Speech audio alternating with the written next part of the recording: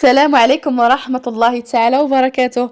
مرحبا بكم معايا فيديو جديد على قناتي مطبخ أم فرح. فيديو اليوم إن شاء الله غادي نقترح عليكم وجبة الغداء أو العشاء. غنشارك معكم فطيرة سائلة كتجي واعرة بزاف بحشوة اقتصادية ولذيذة، ما كاين لا عجن ولا دلك. المهم فطيرة ديالنا سائلة ودغيا دغيا كتوجد، كتجي خطيرة بمعنى الكلمة، كتجي رطبة ومفشفشة وبنينه. فبلا ما نطول عليكم نصليو على نبينا كيف العاده، عاد ندوزو الوصفه. فاللهم صل وسلم وبارك على سيدنا وحبيبنا وعلى اله واصحابه اجمعين. فحتى نتوما صلوا عليه في التعاليق باش يكون ليا وليكم الاجر ان شاء الله. فبسم الله على بركه الله. في واحد المقله غادي نوجدوا الحشوه، غادي ندير شويه ديال الزيت وواحد البصله اللي كتكون كبيره مشلضه، غندير معاها شويه ديال الملحه وشويه ديال الابزار، يعني الملحه على حسب الذوق، واحد راس معلقه صغيره ديال الابزار ونصف ملعقه صغيره ديال الملحه. المهم كنديو فيها ونجيبو فيها وكنغطيو عليها وكنخليوها حتى كتشحر لينا، يعني حتى كتاخذ هذا اللون هذا، يعني كتهبط ما كتبقاش هكاك قاصحه، وفي نفس الوقت ما كتكونش محمره بزاف. كنعزل منها واحد معلقه كبيره كنخليوه جانبا. غادي نحتاجوه في العجين. صافي ديك البصيله اللي تبقات لينا غادي نزيد لها هنايا الفلفله خضراء. نتوما تقدروا تزيدوا اي نوع ديال الخضر عندكم، يمكن لكم تزيدوا خيزو اولا فلفله حمراء اولا اي نوع عندكم.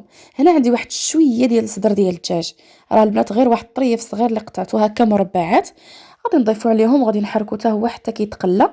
يمكن لكم ديروا اي حاجه عندكم في هذه الحشوه هذه، عندكم شويه الكفته او اللي بغيتو. المهم درت شويه الخرقوم، شويه السكنجبير، شويه الكمون، شويه التحميره. هنا عندي واحد شويه ديال الثوم بودره، يمكن لكم تحكوا واحد الطريس ديال الثومه، وكتحركوا هاد الحشوه ديالكم باش كتشرب هذيك العطريه. فالاضافه اللي غادي نزيد لهاد الحشوه باش تعززها لينا وتجي فيها واحد اللذه واعره هي هاد العلبه ديال الطون اللي كتديروه بالزيت ديالو، كيجي زوين بزاف. وضفت هنايا شويه ديال القزبره معدنوس وشويه ديال صلصه الطماطم، واحد معلقه كبيره اولا جوج معالق كبارين. كتحركوا هاد الحشوه ديالكم كتعطي فيها واحد الطعم زوين، كيجي المذاق بحال ديال الحوت. هنايا ضفت شويه ديال الزيتون كان عندي مقطع. وصافي البنات كتحركوا الحشوه ديالكم وكتخليوها تنشف وكتشحر مزيان. هنا يمكن لكم ديروا الكفته ولا ديروا اي حاجه بغيتوا البنات، غير هو هاد الحشوه اللي شاركت معاكم راه كتجي بنينه ومعلكه وبنينه بزاف. غنخليوها جانبا تبرد وغادي ندوزو للعجين ديالنا. في بول درت كاس ديال الحليب اللي كيكون دافي وكاس ديال الماء اللي كيكون دافي، معلقه صغيره ديال السكر ومعلقه كبيره ديال الخميره حبيبات. غادي نخلطهم مزيان مزيان حتى كيذوب داك السكر مع الخمير. هنا ضفت واحد البيضه ونص كاس ديال زيت الزيتون، يمكن لكم ديروا نص كاس ديال زيت المائده. غير انا هنايا بغيت الفطيره ديالي يجي فيها النسمه ديال زيت الزيتون وتجي بنينه.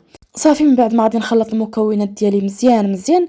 بالنسبه لي البنات انا درت الكاس ديال العنبه باش نخرج هكا فطيره اللي كتكون بحجم عائلي. نتوما الا بغيتو ديروا غير شويه راه غديروا كاس صغير. صافي هنا درت الملحه، واحد نص ملعقه صغيره الملحه، ونسمت هذا العجين ديالي بشويه ديال الزعتر والثوم بودره وشويه ديال الابزار. الا ما بغيتوش ما كيعجبكمش الزعتر يمكن لكم ديروا المعدنوس، المهم اولا تخليوه هكاك. هنايا ديك البصله اللي شحرنا في الاول ضفتها حتى هي، ودرت البزار اللي قلت لكم. صافي خلطت المكونات وغادي نزيد الدقيق. هنا غادي ندير البنات الدقيق جوج كيسان ونص اولا جوج كيسان الا ربع. درت واحد الكيس ديال الخميره ديال الحلوى. صافي وغادي نخلط مزيان. انا هنا يلاه درت كاس وربع ولا كاس ونص. المهم بقيت كنزيد داك جوج كيسان الا ربع بالتدريج. درت في الاول كاس الاول وكاس الثاني، من بعد ضفت داك نص كاس في الاخر. المهم الخليط البنات خصو يجي ثقيل من ديال الكيك واحد شويه. هانتوما الخليط ديالي غادي يبان لكم، هانتوما كيجي شويه ثقيل على ديال الكيك اللي كنديرو. هانتوما الخليط كيف داير. المهم كتبقاو تزيدوا الدقيق بالتدريج حتى كتحصلوا على داك القوام وكتخلطوه وكتخليوها البنات يختمر. دغيا دغيا كتختمر العجينه واحد ربع ساعه ولا ما كاملاش 10 دقائق. دغيا كتختمر ما شاء الله وكتفاعل وكتجي زوينه. صافي كنفرغ من هذاك الهواء ديال الخميره بهذا الطراب هذا كنحركها. وهنايا خديت هذه الطاوه هذه ديال الفران اللي كلكم غادي تكون عندكم في الدار ديالكم، راه كتجي كبيره شويه. كندهنها بالزيت، الا ما كانتش كتلصق كندهنها غير بالزيت. الا كانت شي طاوه كتلصق فرشوا ورق الزبده الا كان متوفر عندكم. ولكن غير الزيت راه كافيه. صافي كنحاول نسرح العجين الخليط ديالي، راه ما خويتوش كامل، راه خويت كميه، يعني كميه اللي كتكون كثيره من هذيك الاولى، لاني غادي ندير نصف الخليط في الاسفل، وغادي ندير الحشوه الوسط، وغادي نعاود داك الخليط اللي تبقى ليا غادي نخويه فوق الحشوه.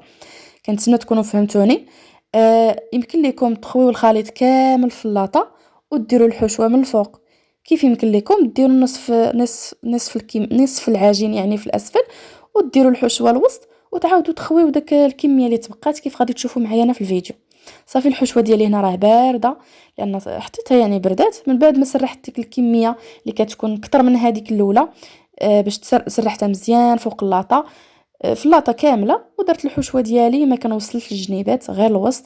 صافي داك الشويه اللي تبقى ليا ديال العجينه ديال الخليط درتو في هذا البوش اولا تخويه مباشره، انا غير باش نحاول نسهل عليا يعني نسرحو كامل فوق اللاطه. صافي راه ماشي ضروري انكم تغطيوها يعني ما تبانش الحشوه، راه ماشي ضروري. آه صافي كتحاولوا تسرحوها راه دغيا كتوزع وكتسرح فوق الحشوه وكتغطيها ليكم. اصلا كتدخل الفران كتسخن ديك العجينه وكتسرح بوحدها. صافي من بعد ما غادي نسرحها البنات، الفران هنايا راه شعلت عليه باش يسخن مزيان، ضروري تشعلوا عليه مزيان مزيان باش كي تدخلوا الفطيره ديالكم العافيه تكون متوسطه حتى كتبدا طيب وكتبدا تحمر من الفوق.